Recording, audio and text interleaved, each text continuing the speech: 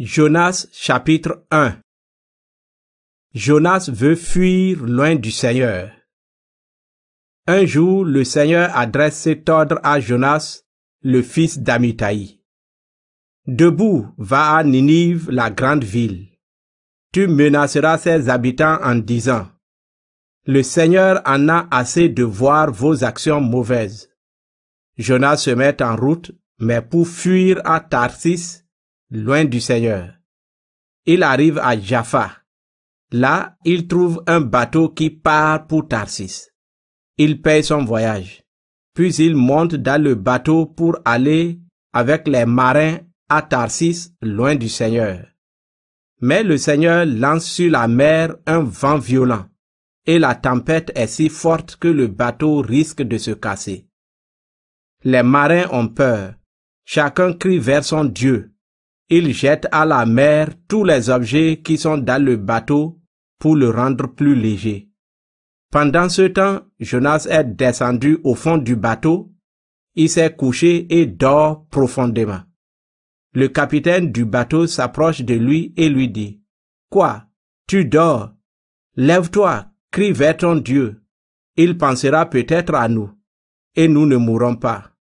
Puis les marins se disent entre eux: pour connaître le responsable du malheur qui nous arrive, tirons au sort.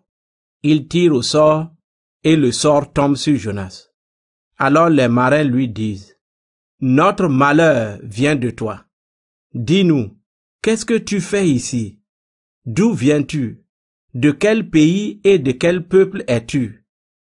Jonas répond: je suis hébreu, et c'est le Seigneur que j'adore, le Dieu qui est au ciel, celui qui a fait la mer et la terre. Puis il leur raconte son histoire. Les marins ont très peur. Ils disent à Jonas: qu'est-ce que tu as fait là? En effet, maintenant ils savent que Jonas fuit loin du Seigneur. Ils lui demandent: qu'est-ce que nous allons faire de toi pour que la mer se calme autour de nous?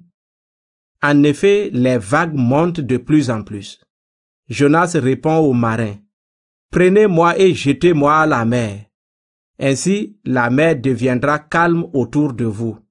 Oui, je le sais, cette violente tempête vous attaque à cause de moi. Les marins rament pour rejoindre la côte, mais ils n'y arrivent pas. Les vagues montent de plus en plus contre eux.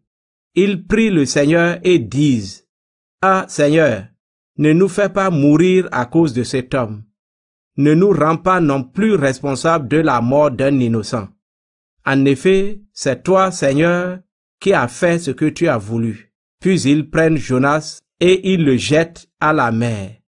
Alors la colère de la mer se calme. Ensuite, les hommes sont remplis d'un grand respect envers le Seigneur. Ils lui offrent un sacrifice et ils lui font des promesses avec serment. Jonas chapitre 2. Jonas prie le Seigneur.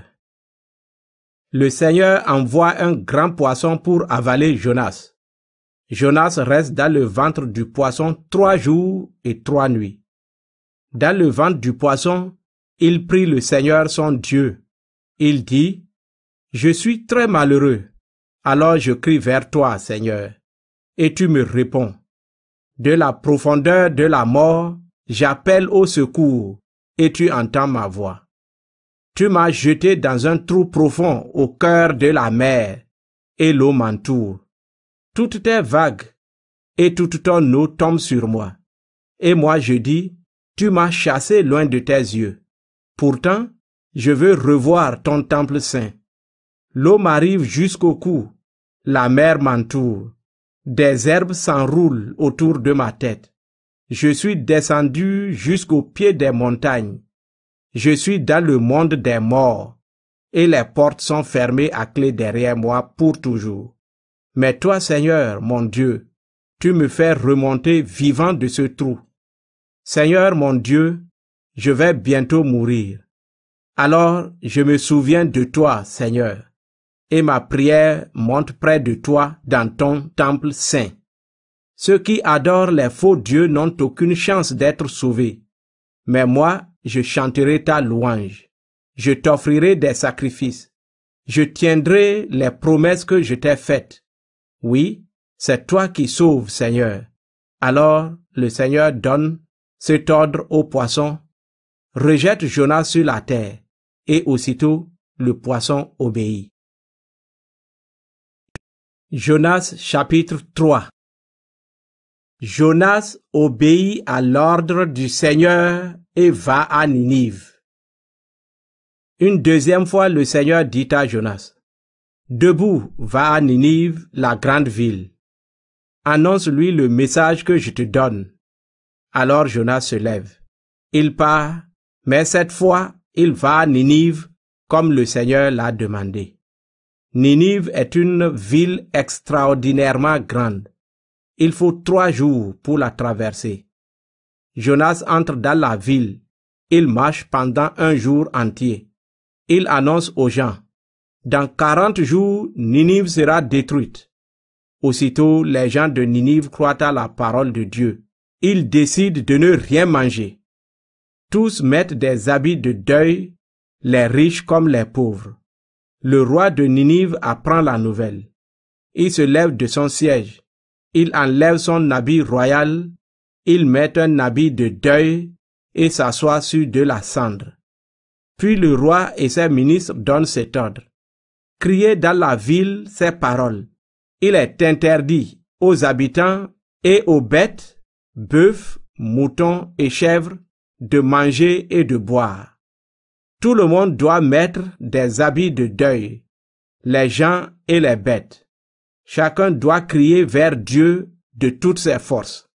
Chacun doit abandonner sa mauvaise conduite et arrêter les actions violentes qu'il fait. Qui sait, Dieu changera peut-être d'avis. Il abandonnera sa colère contre nous et nous ne mourrons pas.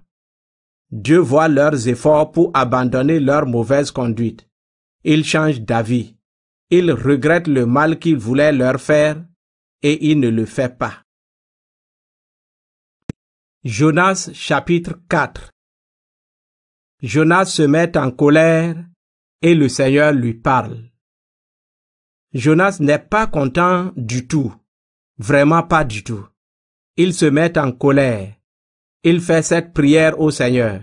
« Ah Seigneur, je le savais bien quand j'étais encore dans mon pays. C'est pourquoi je me suis dépêché de fuir à Tarsis. Je le savais bien, tu es plein de tendresse et de pitié, patient, plein d'amour, et tu regrettes tes menaces. Maintenant, Seigneur, laisse-moi mourir. Oui, je préfère la mort à la vie. » Le Seigneur répond à Jonas. « Est-ce que tu as raison de te mettre en colère? » Jonas sort de la ville et il s'arrête à l'est de Ninive. Là, il se construit un abri et s'assoit dessous, à l'ombre. Il veut voir ce qui va se passer dans la ville. Alors le Seigneur Dieu fait pousser une plante au-dessus de Jonas. De cette façon, il aura de l'ombre et sera guéri de sa mauvaise humeur. Jonas est rempli de joie à cause de la plante. Mais le jour suivant, un peu avant le lever du soleil, Dieu envoie un ver. Le ver pique la plante et la plante sèche. Puis, quand le soleil se lève, Dieu envoie de l'est un vent brûlant. Le soleil tape sur la tête de Jonas. Il va bientôt s'évanouir.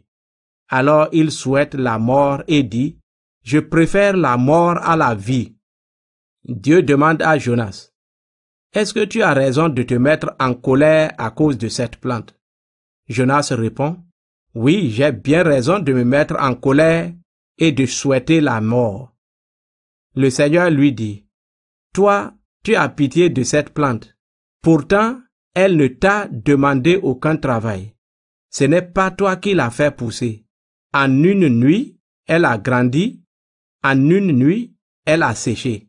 À Ninive, il y a plus de 120 000 habitants qui ne savent pas ce qui est bon pour eux. Il y a aussi beaucoup d'animaux. Alors, est-ce que je ne peux pas, moi, avoir pitié de cette grande ville de Ninive?